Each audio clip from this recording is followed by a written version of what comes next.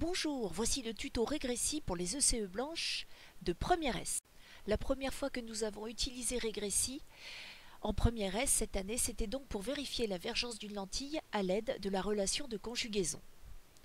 Donc, rappelez-vous la relation de conjugaison, 1 sur OA' moins 1 sur OA est égal à 1 sur F', en sachant que 1 sur F', c'est l'inverse de la distance focale, et ça sera donc égal aussi à la vergence. Voici les compétences que nous allons travailler. Vous devez donc savoir créer les grandeurs, les variables expérimentales. Maintenant, vous cliquez sur Fichier, puis sur Nouveau clavier. Alors, regardons bien la fenêtre qui vient de s'ouvrir. Tout à fait en haut, vous avez donc les onglets Grandeur et Graphe qui vont nous intéresser. Pour ce qui est Fourier et statistique, Fourier, vous le verrez en terminal S. Ensuite, vous avez Paramètres, après Tableau, Expression, MathPlayer. Et en dessous, le troisième menu, vous avez trié, ajouté le Y plus en vert, supprimer colonne, supprimer ligne, etc. Alors nous d'abord, il faut qu'on rentre le tableau. Vous voyez apparaître vos grandeurs, OA et OA'. Pour les rentrer, n'hésitez pas, vous savez que c'est en centimètres la mesure. Donc vous remplacez centimètres par E majuscule moins 2. Comme ça au moins il n'y aura aucune erreur de conversion. Rappelez-vous notre démarche. Nous devons arriver à trouver la vergence de la lentille à l'aide des relations de conjugaison. Or, dans les relations de conjugaison, nous n'avons pas OA et OA', mais l'inverse de OA et l'inverse de OA'. Il faut donc créer ces grandeurs. Donc, vous cliquez sur Y+. La nouvelle fenêtre qui vient de s'ouvrir, création d'une grandeur. Donc, à gauche, variable expérimentale, c'est déjà fait, c'est celle que vous obtenez quand vous manipulez. Ensuite, les paramètres expérimentaux, ça peut correspondre par exemple à la température de la pièce, la pression atmosphérique. Nous, ici, on ne nous demande pas de le noter. Ensuite, vous cliquez, vous, par contre, sur grandeur calculée. Pour ce qui est dérivé et intégral, c'est quand vous aurez un peu plus de bagage mathématique. Ensuite, vous remplacez symbole de la grandeur. Nous, on va marquer inv OA pour inverse OA. Parce que si on met 1 sur OA, à ce moment-là, Régressi va croire que c'est un calcul. Or, ici, ce n'est pas possible dans cette fenêtre. Par contre, en plus bas, dans expression de la fonction, vous rentrez bien, donc, égal à 1 divisé par OAP. Et ça sera notre calcul. On clique sur OK. Il faut faire de même pour l'inverse de OA'.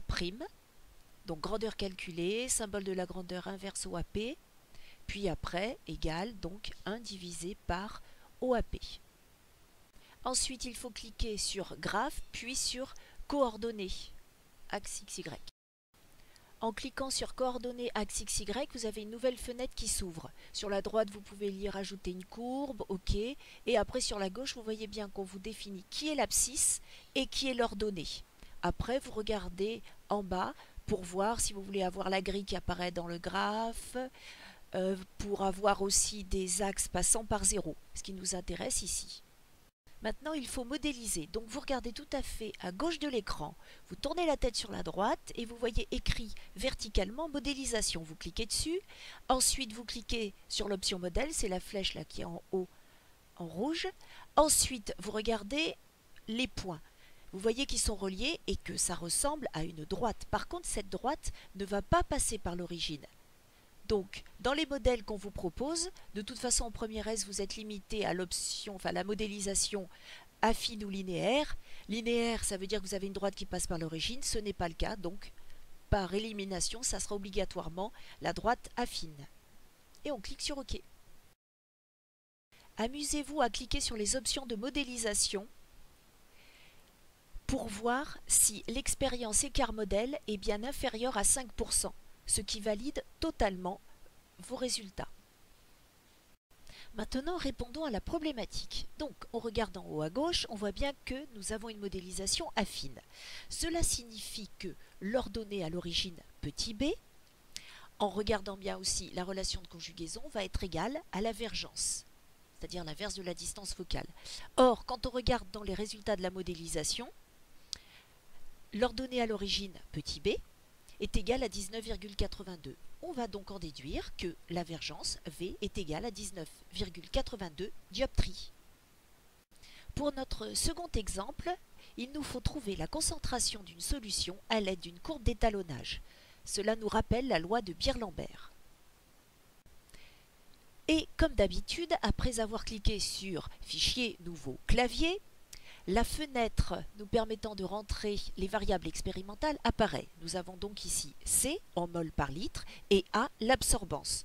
Rappelez-vous, nous étions avec le multimètre en millivolts. Cliquez sur OK comme d'habitude. Rentrez les valeurs dans le tableau. N'oubliez pas d'utiliser pour les puissances de 10 E majuscule moins 5, puisqu'on a tous à peu près des concentrations molaires en 10 puissance moins 5. Puis après, cliquez sur Graphe. Cliquez maintenant sur Modélisation. Cliquez sur Modèle, la fenêtre de modélisation apparaît. Nous allons choisir le modèle linéaire, car quand vous regardez le graphe, vous voyez bien que les points sont alignés, forment une droite qui passe par l'origine. N'oubliez pas à la fin de la modélisation de cliquer sur Ajuster dans la fenêtre de modélisation, celle de gauche. Ensuite, maintenant, nous avons notre courbe d'étalonnage. Il nous reste à trouver l'abscisse du point dont on connaît l'ordonnée. Pour cela, vous cherchez juste au-dessus du graphe, vous avez le menu et c'est Outils graphiques. Vous cliquez sur Réticule et vous déplacez à l'aide de la souris le curseur pour qu'il se trouve sur le point de la droite dont l'ordonnée correspond à celle que nous avions trouvée quand on a fait l'étude avec le spectrophotomètre. Et vous notez les résultats obtenus pour l'abscisse. C'est donc l'abscisse que nous cherchons. La valeur de la concentration recherchée est entourée en rouge sur le graphe. Par contre, sur la fenêtre de gauche, la fenêtre de modélisation, j'ai entouré en rouge pour vous montrer que là, notre expérience écart modèle est légèrement supérieure à 5%. Donc si on a besoin de commenter l'incertitude du résultat, on pourra l'utiliser. C'est fini!